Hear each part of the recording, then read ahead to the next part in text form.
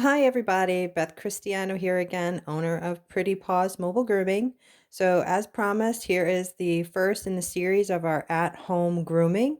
So, this quick video is about the supplies that you will need in order to groom your pet at home. You do not need all of these supplies. Some of them will apply to your pet, some of them will not. So for those who want to venture into bathing their pet, here we've got the brands are unimportant. That's why I have covered them over with my business card. You have shampoo for dogs and also conditioner for dogs. Okay, so the brand is unimportant. It just is important that what you're using is for dogs because dogs and people have different pH requirements. So if you don't have something specifically for dogs, then it is important that you go with something that's like tearless and gentle for babies.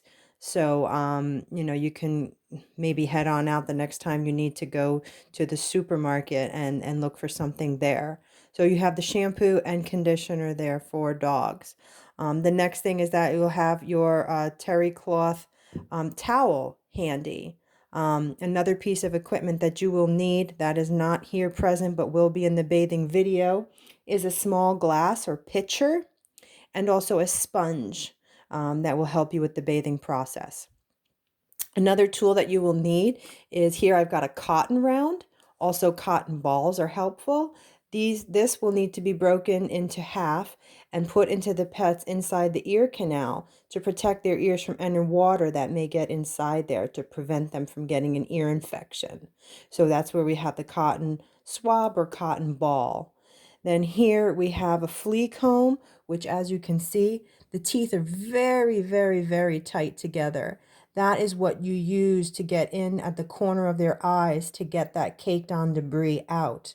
For the most part, though, this can only be used after the area has been pre-moistened to soften up that caked on material. I have another type of comb here. This is a comb with metal teeth, which is much more, I find to be much more useful when working with pets.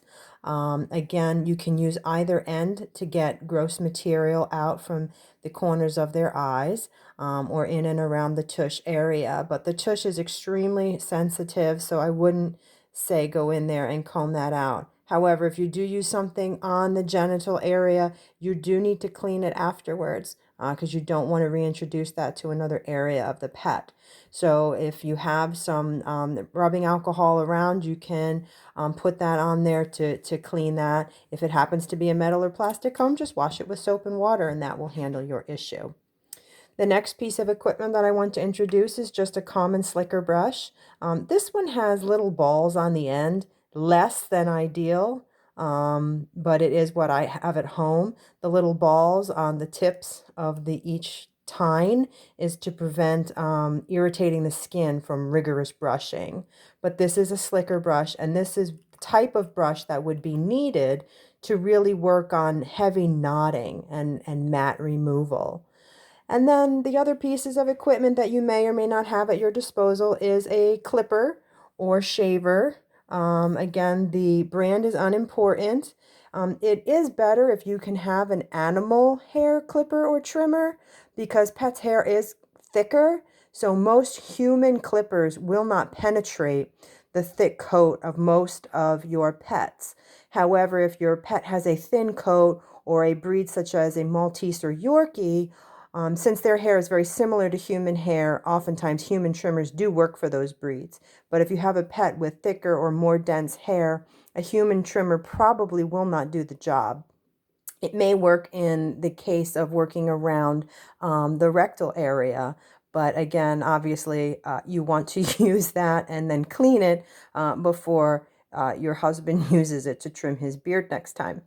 So again, that can be sprayed or wiped down with alcohol. But if you do put alcohol on a metal blade, please make sure that you put oil or lubricant on there afterwards because the blade will rust out and it will be useless.